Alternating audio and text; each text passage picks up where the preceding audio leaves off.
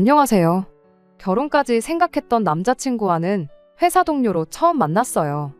가끔씩은 이 사람이 세상 물정을 잘 모르는 건가 싶을 때가 있긴 했지만 그렇다고 해서 그게 연애하는 동안 문제가 되었던 적은 따로 없었습니다.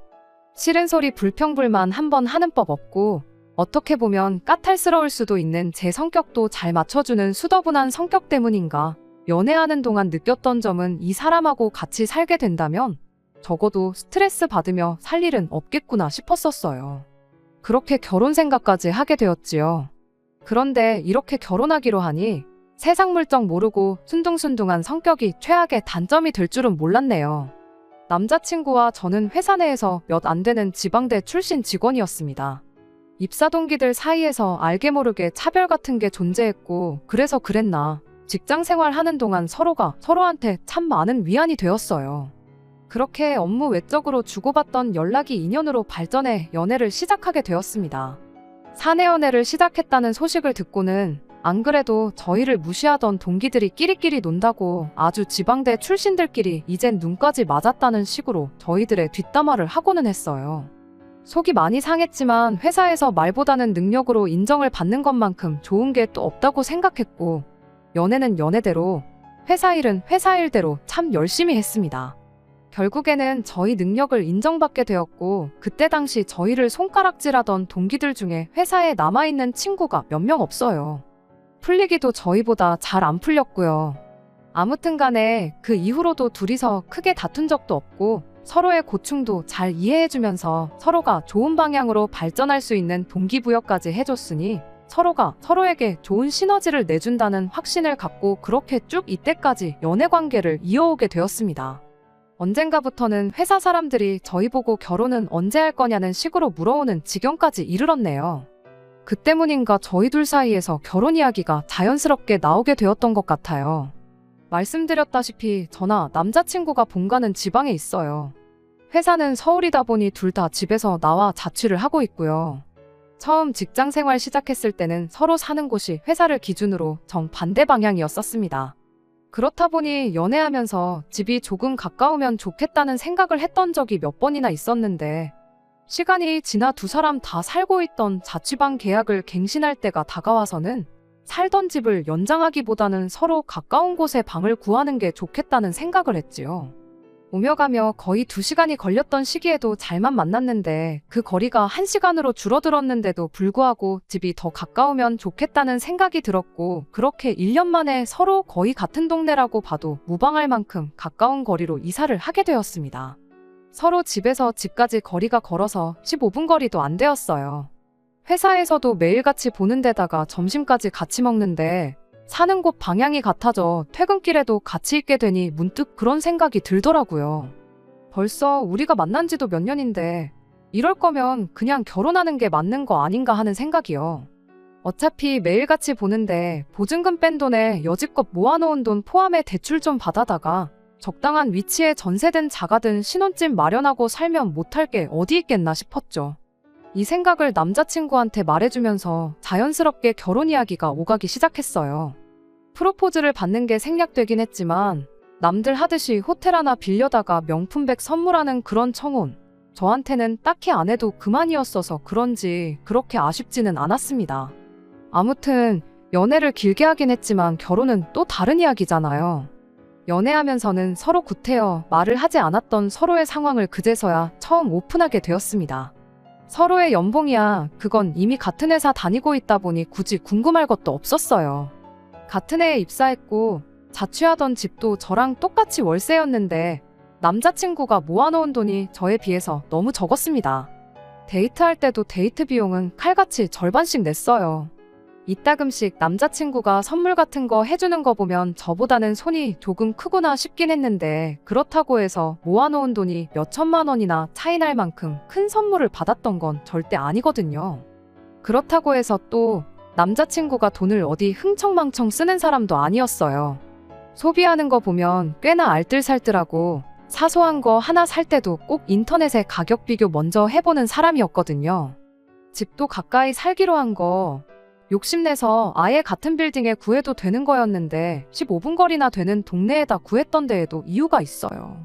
다른 게 아니라 잠만 자면 되는데 월세로 나가는 돈 아깝다고 해서 굳이 역에서도 한참 들어가야 하는 동네에 방을 구했던 겁니다. 그만큼 꼼꼼히 따지고 아낄 수 있는 부분은 확실하게 아끼는 사람이기까지 했는데, 그런데 막상 까보니 매일같이 집에 가서 혼자 소고기를 구워 먹었다고 해도 설명이 되지 않을 만큼 터무니없이 적은 돈이었습니다. 집이 가까워지고부터는 항상 저를 집 앞까지 바래다 주었던 사람이다 보니 퇴근길에 어디 허튼 데 가서 돈 쓰고 그럴 리도 없었죠. 취미생활 또한 집에서 컴퓨터로 게임하는 정도밖에 없는데 이래저래 사날르는 건 있지만 그 또한 한 달에 많이 써봐야 10만 원 내외였습니다. 어느덧 저희가 회사에 몸담은 지도 5년이 넘어가는데 모아놓은 돈이 1년치 연봉보다 적은 걸 보고 적잖이 놀랐죠. 처음에는 제 성격을 알고도 제 반응 보려고 일부러 짓궂은 장난을 치는 건가 하는 생각이 들 만큼 터무니없는 금액이었거든요. 그런데 남자친구 반응이 오히려 더 기가 막혔습니다. 저는 있는 대로 당황스럽고 날카로운 상황이었는데 남자친구는 해명은커녕 뭐 문제라도 있냐며 제 눈치만 살피더군요. 수수께끼 내는 것도 아니고 길게 나눌 이야기도 아니겠거니 싶어서 그냥 단도직입적으로 이유는 알려달라고 했어요. 적어도 연애 초반에 서로 먼 거리에 살 적에는 퇴근하면 뭐 하는지 몰랐으니 그렇다 쳐도 3년 전부터 서로 집이 가까워지면서 거의 매일을 같이 함께 시간을 보내지 않았냐고. 그런데 나 몰래 뒤에서 뭘 하고 다녔길래 이렇게 모아놓은 돈이 하나도 없을 수가 있냐 물었더니 남자친구는 제 질문에 아무 대답도 못하고 그냥 쩔쩔매고 있었습니다. 긴 시간을 함께 해온 만큼 남자친구의 저런 반응을 보니 무언가 말하기 껄끄러운 사연이 있구나 싶은 안 좋은 예감이 들기 시작했어요. 보통 안 좋은 예감은 틀리는 법이 없잖아요? 그냥은 넘어갈 수 없는 일이다 보니 남자친구를 닥달해 무슨 일인가 자초지종을 계속해서 물어봤습니다. 계속된 저희 질문 공세에 결국 남자친구가 모든 걸 다 말해줬어요. 그간 남자친구가 취직한 이래로 부모님과 떨어져 지내면서 자기 월급으로 부모님 아파트 대출금을 일부 갚아주고 있었다더라고요. 그것도 모자라 생활비까지 어느 정도 되고 있었대요. 이미 거기서 월급의 절반 이상을 까고 시작했으니 혼자 지내는 생활비에 저랑 데이트하는 비용까지 이것저것 다 계산해보면 쥐뿔도 남는 게 없었던 거고요. 오히려 용케 그만큼이나마 모아놓은 게 대단하다 싶을 정도였어요. 남자친구가 아래로 동생이 2명이 더 있는데 걔들도 똑같이 부모님한테 돈을 드리고 있는 거냐 물어봤더니 동생들은 벌이가 자기가 버는 것만 못해서 안 하고 있다는 이야기를 해주는데 정말 정신이 아찔해지더라고요. 아무리 세상 물정을 몰라도 그렇지. 자기 월급의 절반을 까고 시작하는데 동생들 버는 돈하고 비슷하니까 아무 문제 없지 않냐고 하는데 이 사람이 이렇게 답답한 사람인가 싶었습니다. 차라리 부모님께 그간 용돈을 얼마 드렸다고 하면 멀리 떨어져 사니까 그만큼 걱정돼서 그랬겠거니 이해라도 했겠는데 이건 뭐 생활비는 물론이고 아파트 대출까지 내주고 있다니 이건 효자를 떠나서 호구가 아닌가 싶었습니다. 아무리 맏형이라도 그렇지 부모님 봉양을 혼자 도맡아 하는 거나 마찬가지인데 그걸 나 몰라라 하고 있는 동생들도 얌체 같았고요. 하지만 무엇보다 이 쉬운 상황을 당연한 것처럼 받아들이고 있는 남자친구가 너무나도 답답했습니다. 남의 집 기둥 뽑아 결혼하는 거 아니라는데 이제 막 결혼 이야기 오가기 시작한 내 남자친구가 바로 그 남의 집 기둥이었다니 정말 억장이 무너지는 듯 했습니다. 그래도 남자친구한테 현실을 인지시켜주고 설득하면 해결될 수도 있겠다 생각했어요. 이제 결혼하면 부모님께 돈 드리는 건 그만해야 한다고요. 계속 드리고 싶다면 그래도 좋으나 그렇게 되면 나랑 결혼은 못하는 걸로 생각하라고 했죠. 어차피 맞벌이에 저희 벌이가 나쁜 편은 아니니 당장 돈 얼마 부족한 건 사람 착한 거 하나 보고 참으면 되겠다 싶었습니다. 어차피 대출 받는 건 마찬가지인데 자가가 아니라 전세로 구해서 일단 종잣돈부터 마련하면 된다는 계산이었어요. 남자친구도 그제서야 자기가 처한 상황을 알고는 있는지 제 말에 대답 대신 고개를 끄덕이더라고요. 그래도 용돈 정도는 드려도 되지 않냐고 물어보길래 한 달에 한 20, 30 정도 드리는 건 오케이지만 그 이상은 안 된다고 단호하게 딱 잘라 말해줬습니다. 남자친구는 기꺼이 그렇게 하겠다고 대답을 해줬고요. 끝까지 우기면 어쩌지 걱정이었는데 그래도 이렇게 제 뜻에 순순히 따라주는 거 보니 한편으로는 안심이 되었어요. 그 후 일단 남자친구를 저희 부모님께 먼저 소개를 시켰습니다. 실제로 인사드린 적은 없지만 연애하면서 제가 저희 부모님께 몇 번 이야기를 했었고 사람 자체는 정말 순하고 성실한 사람이기에 저희 부모님께서도 남자친구를 마음에 들어 하셨어요. 저희 집에서 결혼 허락을 받았으니 이제 제가 남자친구 부모님께 인사드리러 갈 차례였습니다. 그런데 남자친구가 이런 이유, 저런 이유를 대면서 인사시키는 나를 미루려고 하더라고요. 쇳불도 당김에 빼랬다고 그걸 미뤄서 뭐 하겠냐고 남자친구를 닥달해 억지로 자리를 만들었습니다. 남자친구가 자꾸 소개를 미루는 걸로 보아 저는 혹시 남자친구 부모님이 저를 마음에 안 들어 하시나 하는 생각이 들었어요. 그도 그럴 게 결국 아들이 집에 해주던 지원을 제가 끊어버린 거나 마찬가지였잖아요. 그런데 인사드리러 처음 만난 자리에서 저를 엄청 반겨주시고 잘해주셨어요. 아들한테 말로만 들었다면서 정말 꼭 보고 싶었다고 하시면서 말입니다. 분위기는 더할 나위 없이 좋았는데 유독 남자친구만 좌불안석 안절부절하고 있었습니다. 긴장은 해도 내가 해야 하는 거 아닌가 싶었는데 알고 보니 긴장해서 그랬던 게 아니더라고요. 이야기를 나누다가 어쩌다 보니 생활비에 대한 이야기가 나왔습니다. 벼랑간 남자친구 부모님이 우리 아들이 집에 해주는 돈이 많아 평생 장가 보내기는 글렀다고 생각했는데 우리 아들 데려가줘서 고맙다며 저 같은 며느리를 보는 운 좋은 시부모는 당신들밖에 없을 거라고 하시는 거예요. 남자친구와 이야기했던 것과는 전혀 다른 이야기를 하는 걸 보아하니 그때 딱 깨달았습니다. 남자친구가 저를 집에 인사시키는 걸 미루려고 했던 그 진짜 이유를 말이지요. 부모님이 실망할까봐 그랬던 건지 아예 집에다가는 말조차 꺼내지 않았던 거예요. 상황 파악이 끝나자마자 남자친구한테 맡겨선 평생 가도 말을 안 하겠다 싶어서 제가 대신 입을 열었습니다. 아드님, 그러니까 남자친구가 아직 말을 안 한 것 같은데 결혼 후에는 저희도 신혼집을 구하면서 대출금이 생기고 경제적으로 빠듯해지지 않겠냐고. 그러니 앞으로는 대출금 내드리던 것부터 생활비 보태던 건 못 드리게 될 것 같다고요. 그 말이 끝나기가 무섭게 남자친구 어머니의 표정이 싹 바뀌더라고요. 그거에 대해선 들은 바가 없다며 방금 전까지는 저 같은 며느리를 보게 된 당신들이 운이 좋다고 하던 사람들이 이제는 당신 아들이 뼈 빠지게 벌어서 부모한테 효도하는 것도 못하게 하는 부모 자식 사이 갈라놓는 협잡군 취급을 하더라고요. 지금 저희 두 사람 벌이에 대출 갚고 생활비 내고 하면 못할 것도 없겠지만 그렇게 되면 저금을 하나도 할 수 없다고.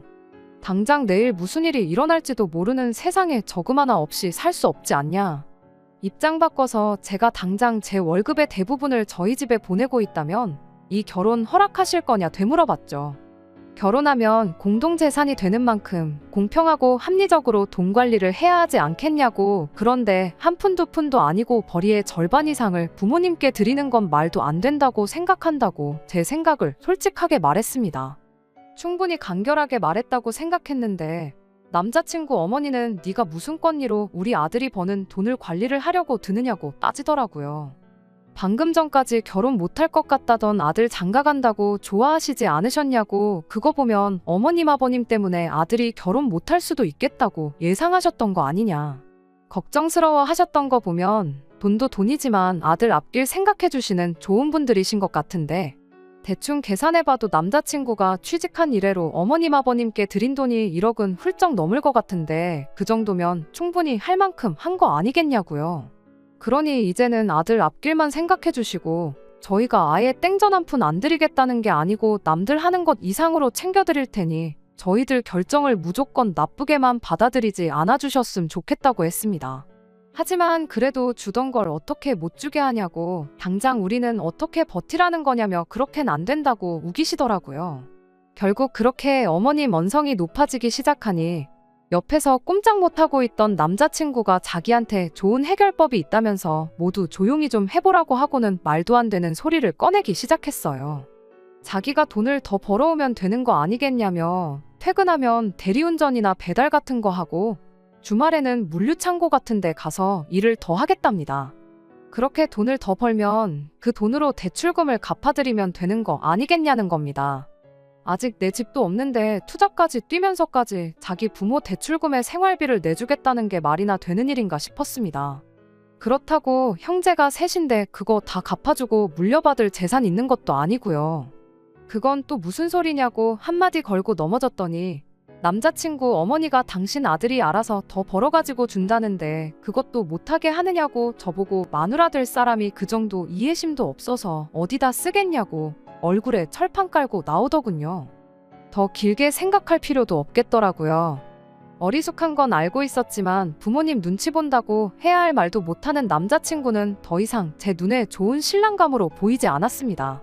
생활비 내주고 대출까지 갚아주는 집안의 기둥인 효자 아들 데려다가 여지껏 해주던 지원 다 끊고 가정을 꾸린다고 한들 부모님한테 미움을 받으면 받았지 진심으로 축하받을 것 같지도 않았어요. 남자친구도 자기 인생, 자기 건강 갈아 넣으면서까지 돈을 더 벌어다가 부모한테 갖다 바치겠다는데 그렇게 하라고 한들 제 마음은 편하겠나요? 제가 뭐가 아쉬워서 남자친구를 오래 알고 지낸 거지 따지고 보면 그날 처음 평생을 본 적도 없는 사람들한테 시작부터 끝까지 미움을 받아야 하는지도 모르겠더라고요. 그리고 퇴근 후에 투잡 뛰고 주말에는 아르바이트해서 돈을 더 벌 거면 저랑 결혼은 왜 하나요? 그냥 강아지나 한 마리 키우고 말지. 강아지는 제 말이라도 잘 듣잖아요. 일주일에 7일을 밤낮 없이 일하는 남편이면 솔직히 없는 거나 마찬가지기도 하고요. 그래서 그냥 자리에서 일어났습니다. 남의 집 기둥 뽑아오는 거 아니라는 말이 괜히 있는 말이 아닌 것 같다고 결혼 이야기 뒤집어버리는 것도 뒤집어버린 거지만 남자친구한테도 이만 헤어지자고 말했어요. 평생 그렇게 가족들 지갑 노릇이나 하라고요. 그렇게 사는 게 좋다는데 내가 스트레스 받아가면서까지 못하게 말릴 필요가 없다고 말하고 자리에서 일어났습니다. 같은 회사를 다니다 보니 보기 싫어도 마주쳐야 해서 불편했는데 남자친구의 마지막 책임감인지 저에 대한 죄책감 때문인지는 몰라도 저한테 이직할 테니 회사에서 마주칠 걱정은 안 해도 된다는 말을 하더라고요. 참 세상 물정을 몰라도 이렇게 모르는 사람이었구나 싶었죠. 나는 괜찮으니 회사까지 그만두고 그럴 필요 없다고 말했는데도 끝까지 저를 위한 마지막 책임이라니 어쩌니 하면서 결국 회사를 그만두더라고요. 암만 말해봐야 듣지도 않는데 괜히 그만두지 말라고 하는 걸 보고 제가 미련이라도 남았다 생각하면 어쩔까 싶어서 그냥 알아서 하라고 했습니다. 어차피 헤어진 마당에 그런 것까지 챙겨줄 필요 없다 싶었거든요. 그런데 뭐 이직할 직장이라도 구해놓고 저러는 줄 알았는데 무슨 문제가 생긴 건지 바로 직장을 못 구했나 봐요. 헤어지고 4개월쯤 지나서 제가 사는 자취방 앞에 술에 잔뜩 취해서 찾아왔더라고요.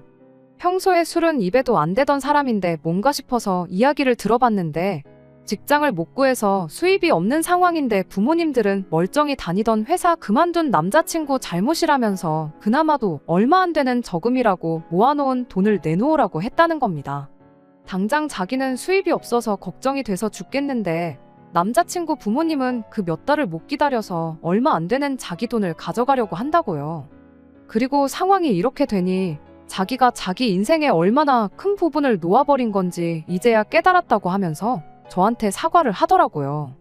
이제 정말 자기는 부모님 안 보고 살아도 되니까 자기를 다시 받아달라고요. 집에다 돈 가져다 바치는 것도 그만둘 것이고 2번 다시 호구 노릇 하지 않겠다고 머리를 바닥에 찌으면서까지 부탁을 하더라고요. 그렇게 오래 연애했고 그동안 정이 많이 들었는데도 안쓰럽지가 않았습니다. 결혼 이야기 오갈 때던 회사 그만둘 필요까지 없다고 제가 이야기했을 때 진작에 들었으면 이럴 일도 없었을 텐데요. 다 자기가 뿌린 씨앗인데 달게 받아야죠. 불쌍하다고 다시 받아줬다가 괜히 또 새 직장 구하자마자 가족들한테 돈 줘야겠다 그럴 수도 있는 노릇이고요. 그래서 안타깝지만 나는 너랑 다시 시작할 생각이 없다. 그리고 술 먹고 이렇게 찾아오는 것도 싫고 우리는 이미 끝난 거니까 2번 다시 찾아오지 말라고 했습니다. 내가 뭐라고 당신하고 당신 부모님, 부모 자식 간의 천륜을 끊어낼 수 있겠냐고. 믿는 도끼에 발등 찍히는 것도 딱 1번이라고 했고 넌 벌써 그 기회를 날려먹었다고 했어요. 그 뒤로 한동안은 연락도 소식도 모르고 지냈습니다. 회사에서 남자친구와 친하게 지내던 직원이 남자친구 소식을 들었다며 저한테 말해줬어요. 고향에 돌아가서 그쪽에서 일자리 찾으러 다니면서 아르바이트 하고 있다고 하더라고요. 워낙에 경력이 좋아서 오히려 그쪽에서 새 직장 구하는 게 힘든가 보다 싶더래요. 불쌍하긴 하지만 한편으로는 남자친구를 다시 안 받아주길 잘했다는 생각이 듭니다. 결국에는 가족을 놓지 못해서 안정적인 새로운 직장을 찾는 게 아니라 부모님 당장 생활비랑 대출금 내주기 위해서 고향으로 돌아간 모습을 보면 아직 정신 덜 차린 것 같네요. 그동안 만나온 정에 휩쓸려 받아줬더라면 결국엔 또 어떤 방식으로든 자기 가족들 먹여 살리겠다고 투잡을 뛰겠다느니 내 돈을 빌려서 쓰겠다느니 분명 무슨 일이 있어도 있었을 겁니다. 비록 이렇게 완전히 끝나버리게 되었지만 아무쪼록 언젠간 정신 차리고 이용만 당하고 있다는 걸 깨달았으면 좋겠네요. 부모님이 키워준 은혜 당연히 헤아릴 수 없을 만큼 커다란 것이겠지만 자기 인생까지 갈아서 갚아야 할 정도로 가스라이팅을 당한 모습을 보니 그냥 한편으로는 안쓰럽기도 한 것 같아요. 저랑은 이제 헤어졌으니 제가 더 이상 신경 쓸 일은 아니지만요. 정신 차리면 그만둘 것이고 정신 못 차리면 앞으로도 저렇게 살아가겠죠. 두 번째 사연입니다. 안녕하세요. 날이 점점 추워지는 게 벌써 한 해를 마무리할 때가 다가왔다는 사실이 물씬 느껴지네요. 이제 해가 넘어가면 저도 30살이 돼요. 못해도 30 전에는 결혼을 하고 싶었는데 올해가 2달 남짓 남은 이 상황에 모든 걸 준비 마치고 결혼을 하는 건 불가능하다 싶습니다. 그리고 이 사람과 결혼을 하는 게 맞나 싶은 생각이 들기도 하고요. 그래서 이렇게 다른 분들의 의견이나 조언을 구해보고자 사연을 보내보게 되었습니다. 저보다 3살이 많은 남자친구와 3년 조금 넘게 연애를 했습니다. 제가 연애 2년 차부터는 30 전에는 결혼을 하고 싶다는 말을 했다 보니 남자친구 또한 제가 결혼을 염두에 두고 연애를 하고 있었다는 사실을 알고 있었죠. 남자친구가 저보다 연상이다 보니 결혼 이야기에 부담을 갖거나 하지는 않았던 것 같아요. 그렇게 1년이 지나서 지지난달부터 처음으로 저희 두 사람 사이에서 결혼 이야기가 오가기 시작했습니다. 사실 남자친구에게 30 전에 결혼하고 싶다는 말을 먼저 꺼냈을 때 남자친구가 별다른 반응이 없어서 에라 모르겠다 하고 저희 집에 인사를 먼저 시켰던 적이 있었습니다. 이후로 집안 행사에도 불렀던 적이 몇 번 있었고요. 그때 집안일도 잘 도와드리고 무엇보다 저희 부모님께도 정말 잘했어요. 그 뒤로 저희 부모님께서도 은근 남자친구랑 잘 돼서 결혼하기를 바라시는 것 같더라고요.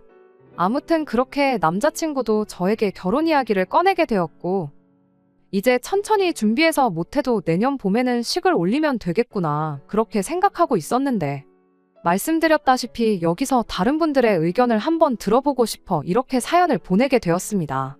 결혼 이야기 나오기 시작하고 얼마 지나지 않아서 남자친구가 난데없이 꺼냈던 이야기가 하나 있었어요.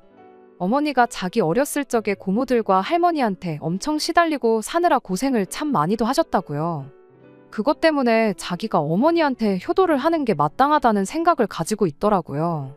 조금 의아했던 게 고모나 할머니 때문에 힘든 삶을 살아오셨으면 아들인 남자친구가 아니라 남편인 아버님이 어머님께 더 잘해야 하는 거 아닌가 싶었죠.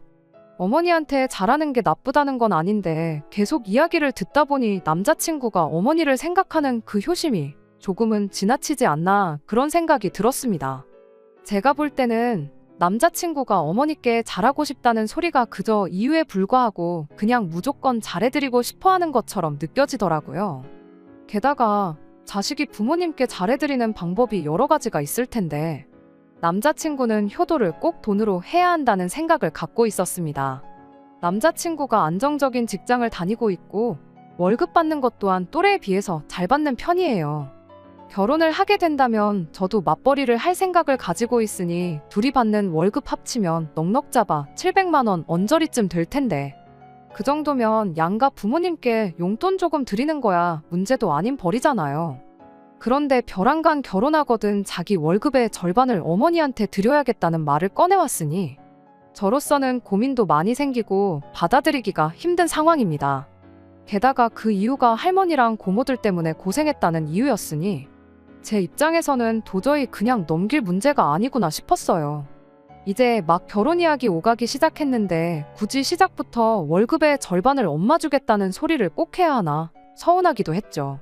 만약에 어머님이 저희 결혼하고 나서 아이를 봐주신다거나 한다면 그때야 월급의 절반이 아니라 한 달에 200만 원도 드릴 수 있겠지만 아무 이유 없이 그냥 드리는 건 아닌 것 같다고 딱 잘라 말은 했는데 남자친구는 그건 나중 가서 이야기하자며 대답을 얼버무렸습니다. 그거야 뭐 남자친구가 말한 대로 결혼 후에 양가 부모님께 드릴 용돈이나 생활비에 대해서는 결혼 준비하면서 차근차근 이야기를 나누면 되겠거니 싶어서 그냥 넘어갔어요. 그런데 얼마 전에 남자친구 어머니께 인사를 드리고 오면서 진짜로 결혼은 현실이구나 싶고 여러 가지 생각이 드는 거예요. 남자친구 어머니가 다른 분들 사연에 나오는 것처럼 며느리 못 살게 굴고 그러는 시짜 시어머니는 아니고 좋은 분처럼 보였어요. 남자친구 말 맞다나 시집살이로 과거에 고생을 하셨다 보니 당신은 당신 며느리한테 똑같이 하지 않고 잘해주겠다 하는 생각을 가지고 계신 분이셨죠. 문제는 남자친구였어요.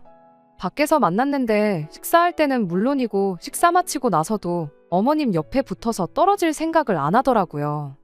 식사 마치고 차 한잔 마시면서 이야기 좀 더 나눠보기로 했는데 근처에 호수공원이 있어서 소화도 시킬 겸 거기 한 바퀴를 돌았어요. 남자친구는 어머님 옆에 착 달라붙어서 카페에 들어갈 때까지 저는 안중에도 없었습니다. 경치가 좋다고 남자친구가 어머님 사진도 찍어드리고 그러는데 저랑은 사진 한 장 같이 찍을 생각이 없어 보이더라고요. 뒷공무니만 쫓아다니다가 멈추면 두 사람 사진 찍어주고 그런 식의 반복이었어요.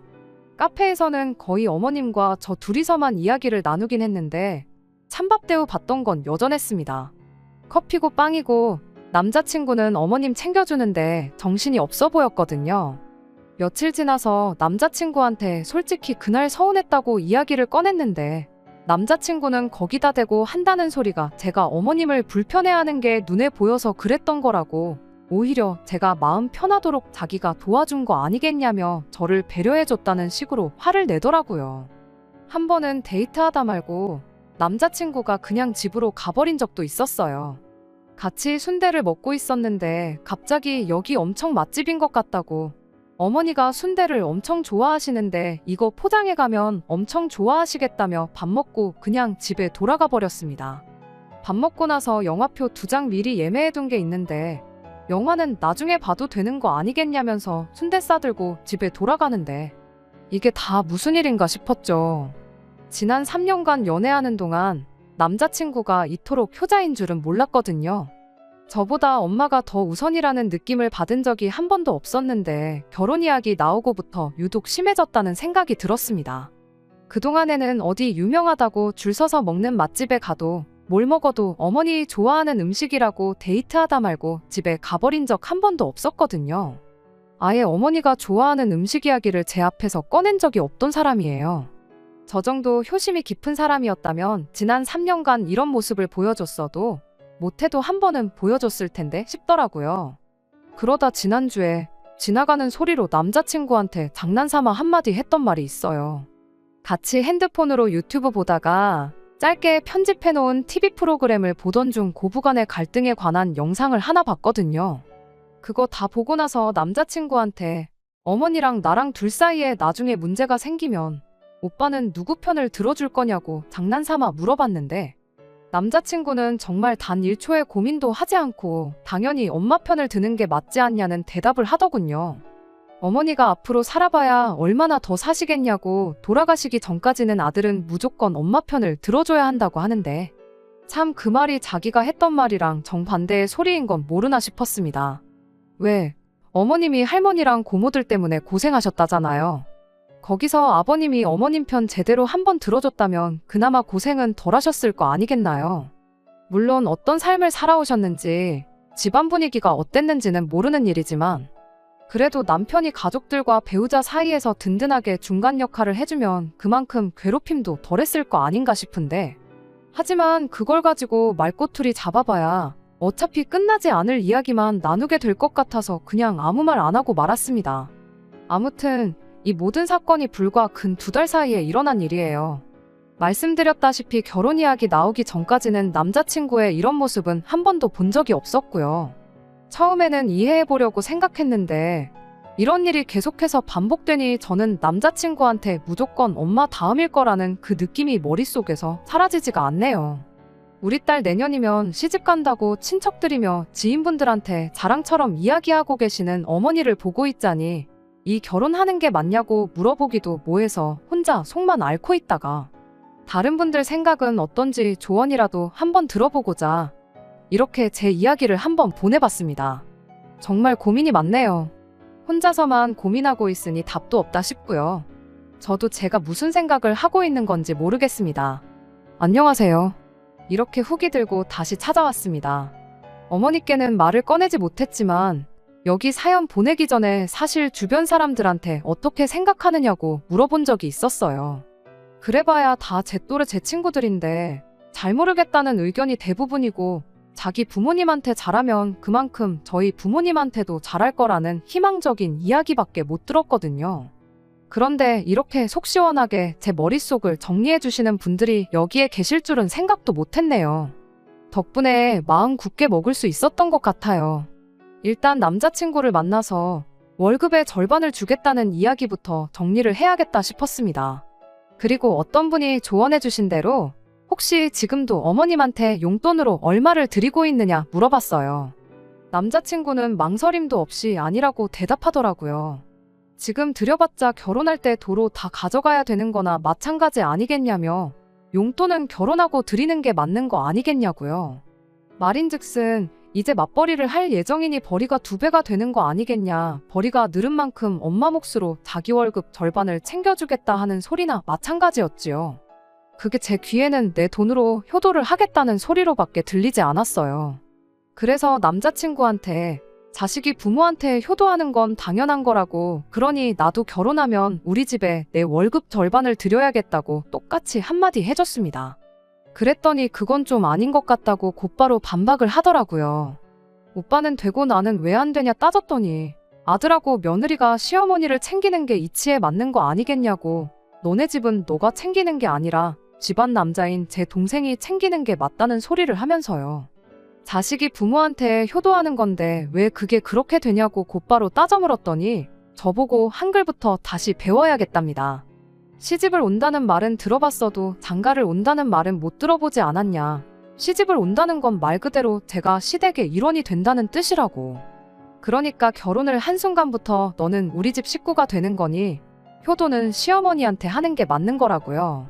그러니 너네 부모님 용돈은 동생이 알아서 챙기게 냅두라고, 너는 우리 집만 신경 쓰면 된다고 하는데, 이과 나온 사람이 문과 나온 저한테 한글 공부부터 다시 하라는 것부터가 어이가 없었어요.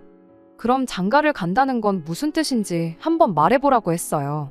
시집 온다랑 장가 간다가 뭐가 다르냐고요. 장가 가는 건 오빠가 우리 집 식구 된다는 소리 아니냐 했더니 거기까지는 생각 안 해봤는지 어떻게 둘러대지도 못하고 혼자 끙끙 앓더라고요. 이미 여기서부터 남자친구가 양보할 생각이 없어 보이는데 다른 분들이 조언해주신 이야기까지 꺼내가며 왈가왈부할 것도 없겠다 싶었어요. 무슨 말을 해도 제 말을 안 들을 게 뻔하고 저한테 말도 안 되는 시댁 효도만 강요할 게 뻔한데 입 아프게 양보할 생각도 없는 거 토론해봐야 아무 소용도 없겠다 싶었죠. 그래서 그냥 결혼 이야기는 없던 걸로 하자고 했어요. 피땀 흘려 벌어가지고 우리 집에 한 푼도 못 주고 오빠 집에만 퍼줄 생각은 추호도 없다고요.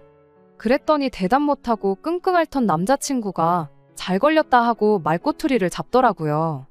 누가 네 돈도 엄마한테 준다고 했냐고, 내가 번 돈 드린다는데 뭐가 문제냐고 곧바로 따지고 들대요. 그래서 제가 남자친구한테 한마디 했어요. 이과 나왔다고 국어 실력이 나보다 형편없는 건 이해하겠는데 이제 보니 문과 나온 나보다 계산도 똑바로 못하는 것 같다고요.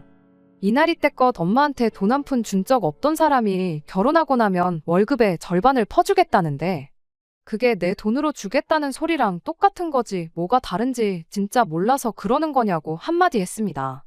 진작부터 드리고 있었다면 내가 드리던 걸 못 드리게 할 수는 없으니 생각이라도 해봤겠다고. 그런데 보니까 그런 것도 아니고 양가에 똑같이 드리자는 것도 아니고 지네 집만 챙기겠다는데 그런 이기적인 사람하고 결혼해서 무슨 좋은 꼴을 보겠냐. 그냥 결혼은 없던 일로 하자고 한마디 더 쏘아붙였습니다. 그랬더니 너 지금 돈 얼마 때문에 파혼하겠다고 하는 거냐며 입에 개거품을 물대요. 그러더니 용돈 문제는 그럼 나중에 다시 이야기하자고 은근슬쩍 화제를 돌리려고 하더라고요. 뭘 다시 이야기하긴 다시 이야기하냐고. 지금 당장 안 드리겠다고 해도 그 말 안 믿을 거고 결혼할 때 되니까 그동안 못했던 효도가 하고 싶은가 본데 그냥 결혼 없던 일로 할 테니 그 마음 변치 말고 이제부터라도 어머니한테 최선을 다해서 효도하라고 한마디 해주고 자리에서 일어났습니다. 그리고 남자친구한테 마지막으로 조언 한마디 해줬어요. 나 다음에 만날 여자한테는 다른 것보다 결혼하거든 월급의 절반은 시댁 몫이 될 테니 그리 알라고 결혼 이야기 나오기 전에 미리 말해주라고 했어요. 안 그러면 또 연애한다고 시간은 시간대로 날리고 결혼 목전에 가서 똑같이 파혼당할 거라고요. 오빠, 남은 인생에 평생 도움될 꿀팁이니까 좋은 거 배웠다고 생각하고 지금 먹은 밥값 대신 내주고 퉁치라고 했습니다. 그 말 하기 무섭게 직원분한테 계산은 저 사람이 해줄 거라고 말하고 가게 밖으로 뛰쳐나왔네요. 계산하는데 시간이 걸려서 그런지 남자친구가 저를 쫓아오지는 않았고 대신 그날 하루 종일 전화기에 불이 나도록 전화를 해댔어요. 계속 씹고 있다가 밤10시가 돼서 걸려온 전화를 받았습니다. 밥 먹다 말고 파혼당하니까 실감이 났는지 그제서야 저한테 사과를 하더라고요. 그러면서 한다는 소리가 그러면 너가 벌어온 월급의 절반은 너네 집에 드리는 걸로 하겠다네요. 어차피 싹싹 빌어도 다시 받아줄 생각은 없었고 전화를 받은 이유도 이제 잘 거니까 전화하지 말라고 한마디 해주려고 받은 거였는데 어떻게든 엄마한테 자기 월급 절반 퍼주고 싶어서 저러는 거 보고 있으니 더 이야기 나눌 것도 없이 파혼하자고 한 게 정말 잘했다는 생각이 들었습니다. 아직도 자기가 왜 파혼당했는지 이유도 모르고 있냐고.